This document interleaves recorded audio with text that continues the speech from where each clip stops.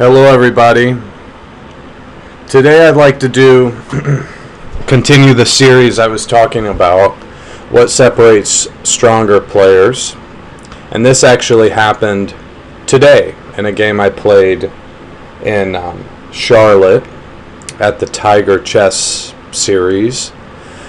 And this game, although I lost my my board and clock and games book, I lost everything today. So clearly I may know how to play chess, but I have no idea how to keep track of my my things, but whatever, that's not the point here. This player was about 1770, and today I'd like to talk about piece placement. I'm not going to go through this entire game because the most instructive part is the opening and the early middle game. I started with d4. This is kind of new for me. I'm usually an e4 player, but I've had reasonably good results with d4. So this opening here could transpose into a Queen's Indian after b6 or a Queen's Gambit declined after d5. Or a Bogo Indian, which is what this player chose to play. And I don't know her. I know next to no theory here after Bishop d2. So, because I have not had a lot of experience with d4. But one thing I knew that I don't, at least in my experience, he played takes. Now this move surprised me. Usually I think the main move is Queen e7 or something. And I took with the queen. I was debating to take with the knight, but it didn't seem like the knight belonged on d2 at all. And I figured if he tries to get knight e4 and get all overextended, I think it'll just hurt him more than anything. I'll play, e3, bishop d3, knight c3, and that knight's not staying there forever. So I played queen takes. This is all pretty standard. d5, okay, knight c3. Just kind of transposing into some kind of Queen's Gambit declined without the bishop, the dark square bishops. But the problem is this is much better for white than it is for black. And I guess I shouldn't entitle this piece coordination. I guess I should just say knowing how to, where to put your pieces. So I guess that falls into coordination. But here he has the light squared bishop, and it's all his pawns in the center are on light squares. Now, it would be, for me, a total strategic disaster to play c takes d here, and after e takes d, this bishop is now liberated. Under no circumstances do I want to liberate that bishop, especially after I have my bishop's going to be here, and it's going to be wonderful on this diagonal. That's note one. Okay? Common sense. Okay, this is just understanding just a very basic, this is common sense. I'm going to keep his pieces as bad as possible and maximize my pieces. He castles, and I play e3. Nothing fancy going on here. Now he plays c6. This really surprised me. This is like a semi-Slav without the dark square bishop, and in the semi-Slav, it seems that the dark square bishop is what black's most important piece, because it's going to be on d6, and it's going to be controlling the entire, board. So clearly, it showed me that he probably did not maybe know what he was doing. It didn't seem proper to play the semi-Slav without the dark square bishop. And here I played the move that many Slav players would probably think is not the best. I played bishop d3. Usually the idea here is to play a rook move like rook c1, rook d1, and kind of wait for black to take on c4 and then move the bishop so that we don't lose a tempo. But there's an important difference here. Black has no dark square bishop. So, it's not clear to me at all that this is definitely a much poorer version of the semi-Slav than if the bishop was on d6, in my opinion. I play bishop d3, he takes and takes. And here is where we're going to stop. Okay, Knight d7. Very sensible move. What am I expecting? I'm expecting two possibilities. b5, which would make perfect sense from a semi-Slav point of view. The idea is b5, let's say I castle. This is what I was expecting.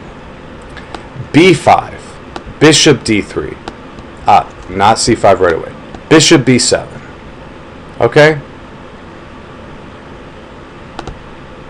Alright? This is what I was expecting with after maybe an a6 move.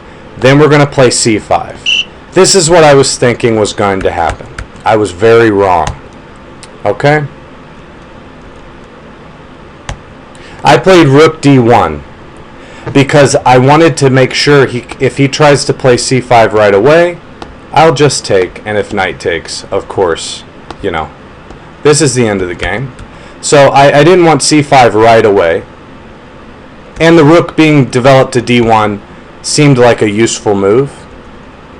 But here he played a move that totally blew my mind. And maybe it's not the worst move in the world, but it makes very little sense to me. He played knight b6. How on earth can you justify a move like this? In good conscience. Yes, you strengthen your control over d5, but your control over d5 was not in question anyway. You already had two pawns hitting that square. You don't need two knights hitting it as well. We know you control that square. There's no need to overstate the point here. But that's not the main problem. Where in God's creation is that bishop planning on going? On c8. Please, if any viewer can explain to me where that bishop's future lies after this knight b6 move, I would be more than happy to find someone who can tell me, because I have no idea. This is a lack of just thinking sensibly. He's a 1770, and yet he does not understand a very simple rule. Get your pieces activated. Get your pieces coordinated. The knight on b6, I don't know what it's doing over there, and it stayed there absolutely the entire game. So, and for the whole game, the bishop is going to now be blocked in. Unless you want to give me a pawn for free, I'll take that. That's no problem. So, common sense. b5. Bishop goes back. a6. Bishop b7. c5. Maybe it's not the best plan in the world. Maybe it's not what a grandmaster would come up with here, but I think this would probably be one of the first candidate moves a grandmaster would consider. This is the most logical move on the board. How else are you supposed to make any progress? You already don't have a dark square bishop that should be sitting right here. So this was the huge mistake, in my opinion, positional mistake number one. I played bishop d3, okay? That's all fine and dandy. Keep my bishop on the central square. He plays knight f to d5, another move that was kind of peculiar. Like, usually you want the knight on f6 to hold down the h7 square. So I'm trying to understand how, what did this player do to become a 1770? And for all the lower rated players here, you can see here that a 1770 is no grandmaster. This is not good chess. I don't care. Nobody's going to convince me that this is the right way to play. I don't care who it is. This doesn't make sense. He's moving his knights all over the place and hasn't done anything about the back rank. The bishop's undeveloped, the queen's undeveloped, the rooks are undeveloped. Doesn't make sense. Very simple. Nothing about this is complicated. So I play e4. This move, again, I played this move today. So I could make mistakes myself that could be criticized. So forgive me if somebody sees something that I'm just missing. But this was like a game 70 tournament. I think it was game 55. So there's clearly not a lot of time to be calculating, what's good and bad. But e4 seems sensible. Maybe a little overextending, maybe not. It's hard to say. He takes. That move in itself kind of surprised me. I mean, it strengthened my center.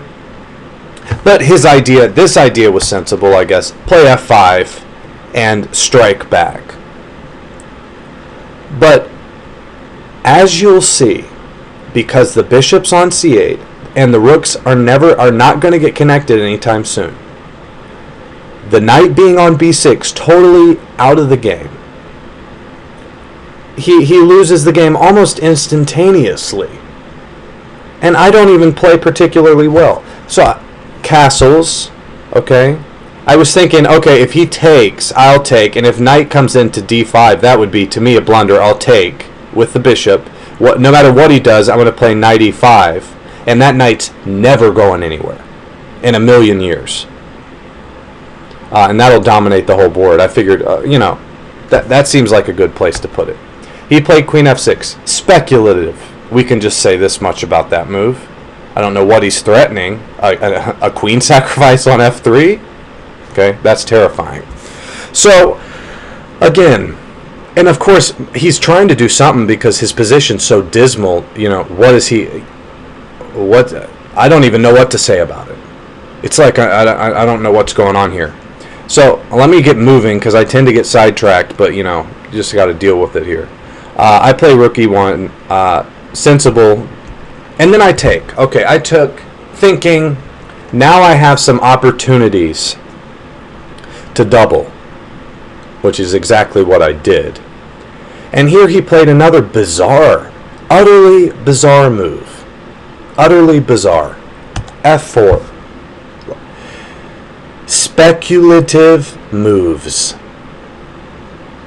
He plays bad positional chess and expects, and remember, if you watch the other video, I talked about how tactics are the main consideration. Well, okay, that's true, but let us not get carried away and play horrible positional moves and expect tactics to save us all the time. Now, let's not get too excited about tactics if you have absolutely very little understanding of what you're doing.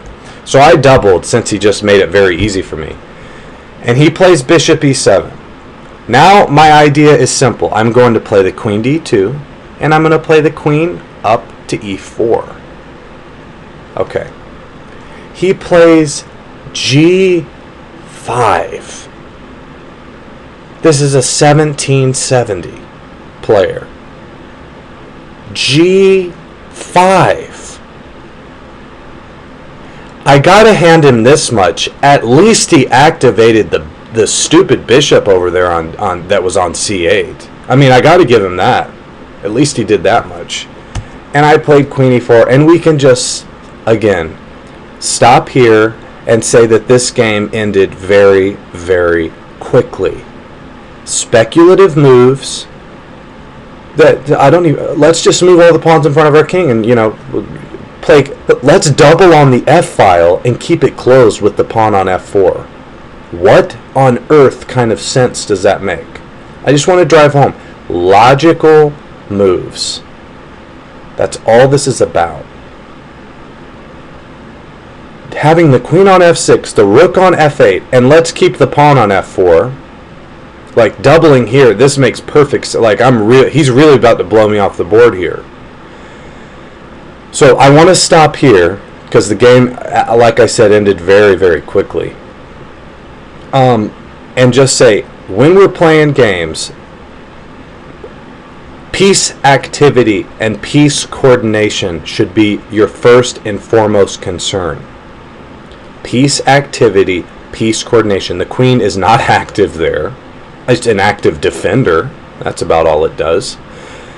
And the bishop on d7 and the knight on b6, just nothing makes any sense here. So I've got to stop because I'm about to go over the time limit. But I'm going to continue the series. Considering I lost all my games, it might take me another week before maybe I'll try to put one up sooner, but alright, I hope you enjoyed the video. Thank you.